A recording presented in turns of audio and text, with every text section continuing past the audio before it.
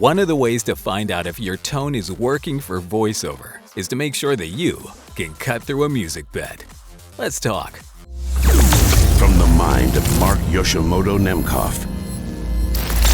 I talk quite a bit on this channel about submitting a finished sounding, a pre-mastered, if you will, voiceover to your clients for your gigs and your auditions. And the reason why is quite simple, is because you want to make the process of integrating your voiceover into a project as friction-free as possible. You want to make sure that the client has something that they can just drop in, just kind of drop and go, right? Especially when it comes to auditions. Now, when it comes to auditions, I think this is more important than anything. Because, when the audition process is complicated for the client or the casting director because they have generally like a folder full of voiceovers that they get, audition files that they get. And they have to go through them, and they may be on a tight schedule where they need to shortlist a bunch of them for the next group of stakeholders in the project to vet.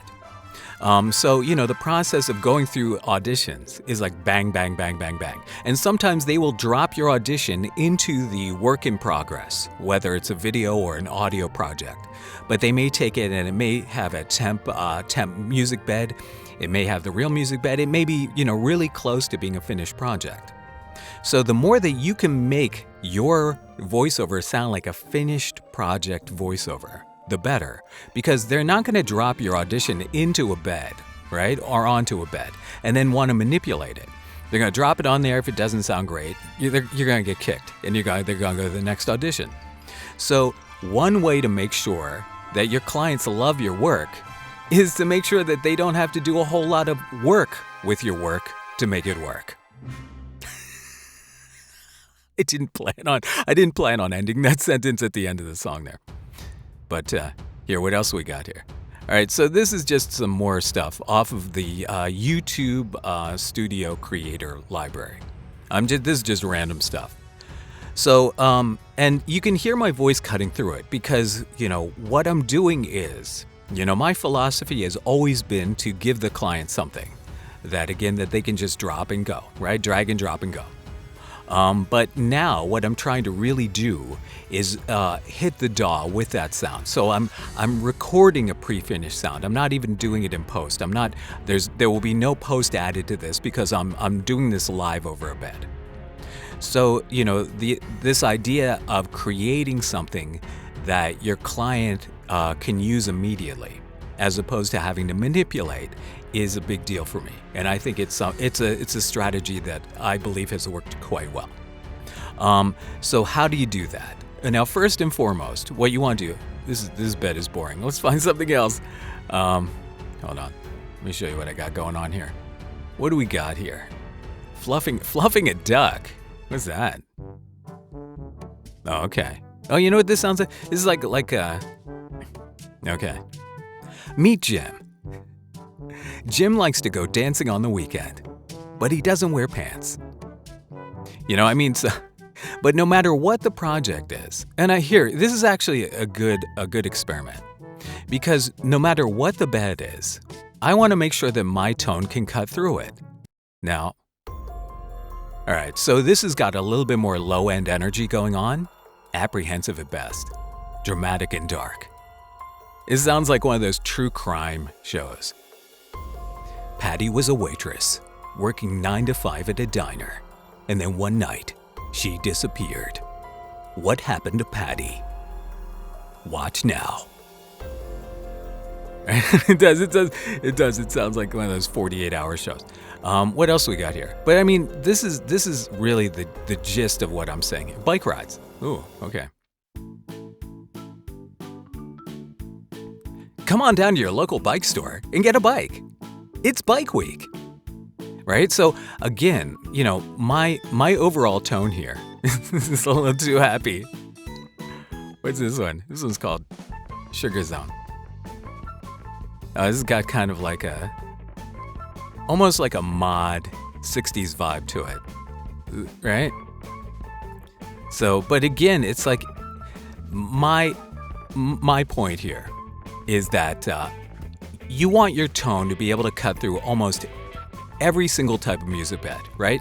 Regardless of how busy it is, regardless of how much of that low-end energy it has. Let's go back to that original one. That original one was really just chock full of, listen to how you wouldn't want to be cutting against this bed at this volume. But sometimes the client will boost that music track up quite a bit. Because I gotta tell you, clients seem to be more enamored with the music choices they make than the voiceover. Here, let's go to this one. What's this one? All right. A little bit lighter. All right. This could be like a T-Mobile commercial. Get unlimited data, only $19.99 a month. So, but, overall, you want to be able to cut through how many times do I have to say this? So the way you do this, first and foremost, right? Just first and foremost, take whatever it is that you're recording and put it up against a music bed, or do what I'm doing now.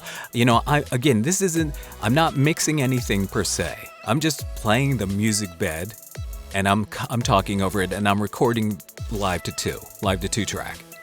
So, and then go back and listen to it. And do you have a good balance? Can you hear what you're saying? Is your articulation all there? What do we got here?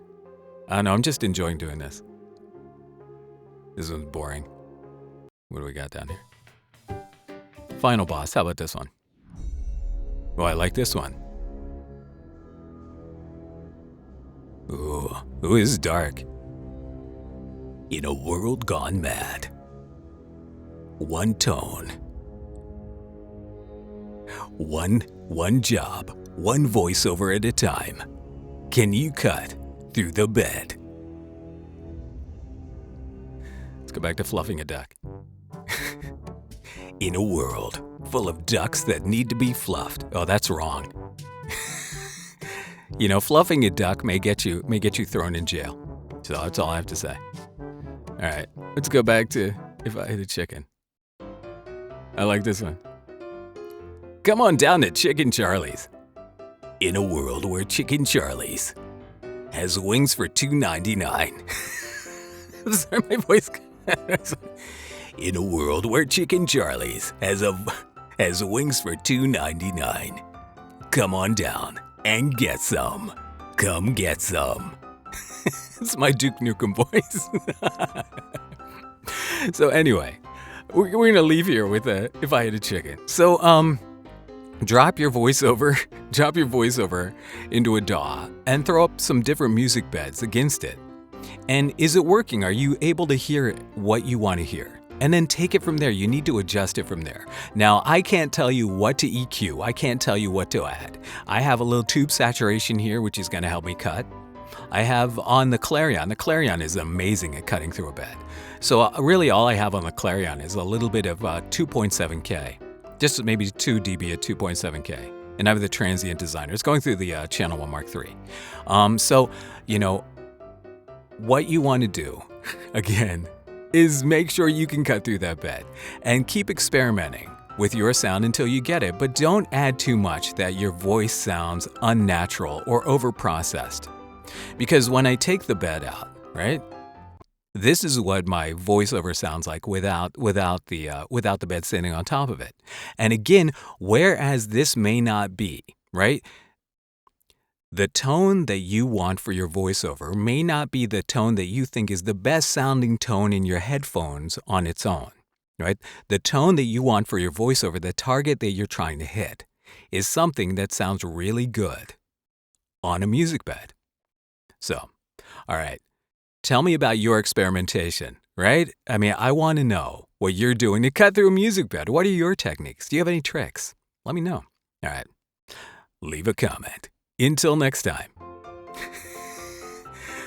This is Mark Yoshimoto Nemcoff at Chicken Charlie's, where you can get wings for $2.99. Fading to black.